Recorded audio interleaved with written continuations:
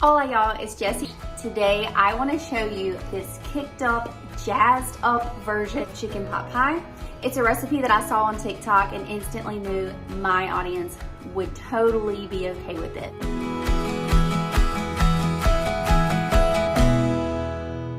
I make a mean chicken pot pie. One with a homemade crust, another one with a store-bought pie crust, but this one has a different secret ingredient. So I went ahead and preheated my oven to 350 degrees, and I'm gonna take my baking dish. I think a 9 by 13 is the recommended size. I just grabbed one, and I'm gonna take 1 stick of salted butter. Just gonna take it out of the wrapper. And we wanna melt this butter. The easiest way to do this and not have a lot of dishes to clean up afterwards is just to place it in the baking dish that we're gonna make this in, and I'm gonna put it in the oven until it melts. Then I'll take it out and continue on with the recipe.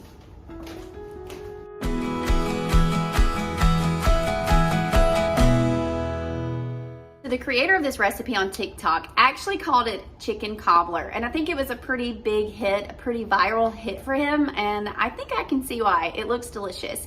I wanted to change the name just to make it fit my audience better, but also because I'm gonna add a few extra ingredients.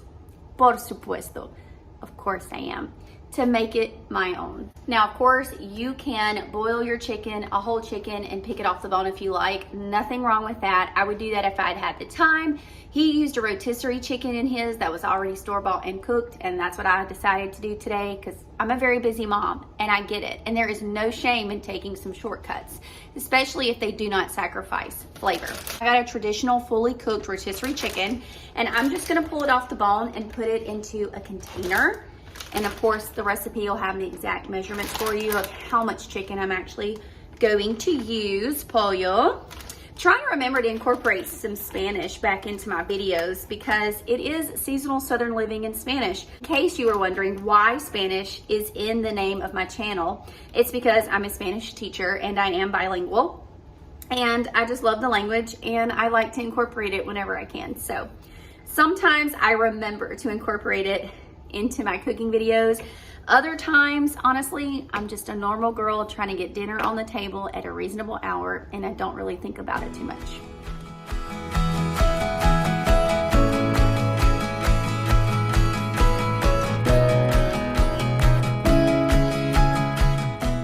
I've pulled all of the rotisserie chicken off the bone, and I got between 4 and 5 cups of shredded rotisserie chicken. I think I smell the butter that has been melting in the oven, so let's take that out. Sure enough, the butter is completely melted, and now we are just gonna start layering. We're gonna start pouring our ingredients on top of that melted butter. I moved the butter around completely to make sure the bottom of the pan was totally covered, and that way nothing would stick. All right, the next thing I wanna do is take 2 cups of whole milk.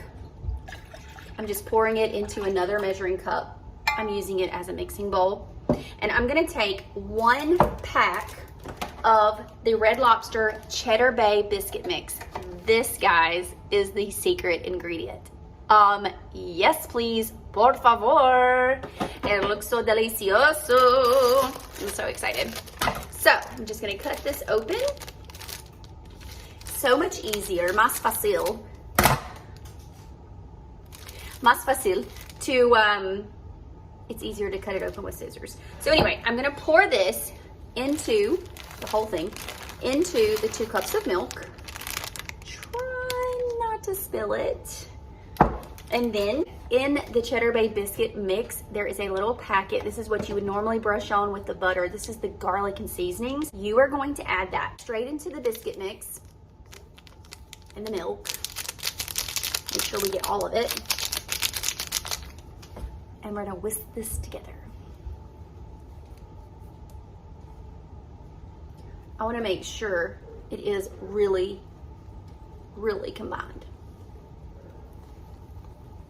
I don't know how you feel about chicken pot pie, but in my home, I make it probably once a month. It's so delicious, homemade, and it's just so easy to make. My kids love it, my husband likes it, and today I invited my dad over for dinner. He's not a huge chicken fan, he's more of a beef man, but I'm hoping that this new recipe will win him over.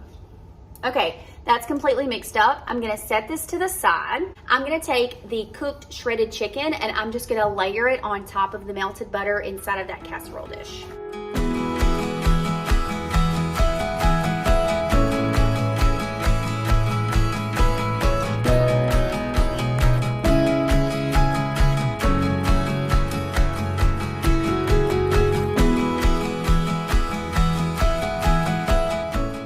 The next thing I'm gonna add is a 12-ounce bag of mixed veggies. The original creator of this dish only did peas and carrots, but I like to add some green beans and some corn. So we're gonna pour this right on top of the shredded chicken.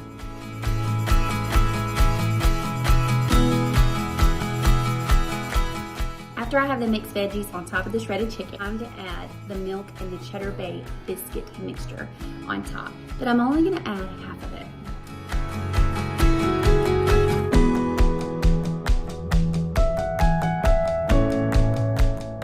Next thing I'm gonna do is I took 1 can cream of chicken soup, put it in another mixing bowl.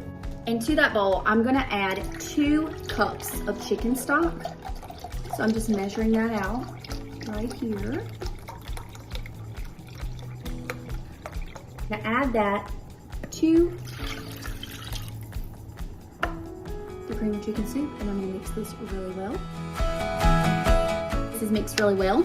Now I wanna add on top of the biscuit mixture, the biscuit layer that we did, I wanna add a cup of shredded cheddar cheese. He did not add this. This is my own little touch. I just wanna add it. I think it'll do it. I think it'll be good. So 1 cup of shredded mild cheddar cheese.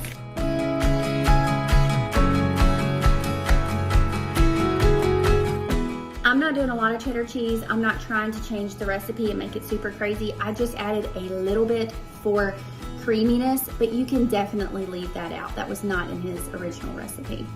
On top of that layer, I wanna add the chicken stock and the cream of chicken soup.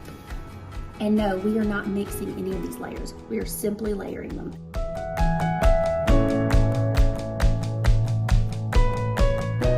And last but certainly not least, I wanna add the other half of the Cheddar Bay Biscuit milk mixture.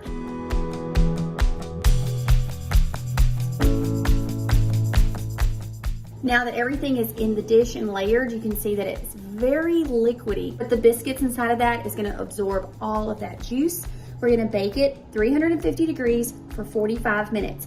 When you take it out at 45 minutes, it's still gonna jiggle a little bit and you're gonna think it's not ready, but it is. Let it sit out of the oven for 15 minutes before you serve.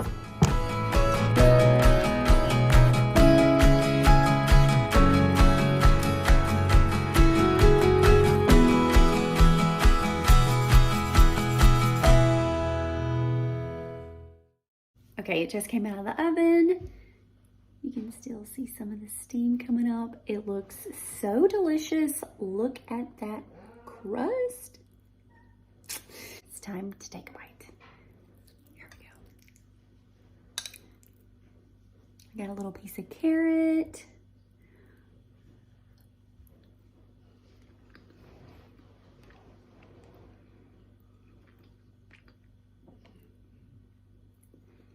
Amazing. Fantastico. Excellent. You have to make it. Excellent recipe. You have to make it. You have to.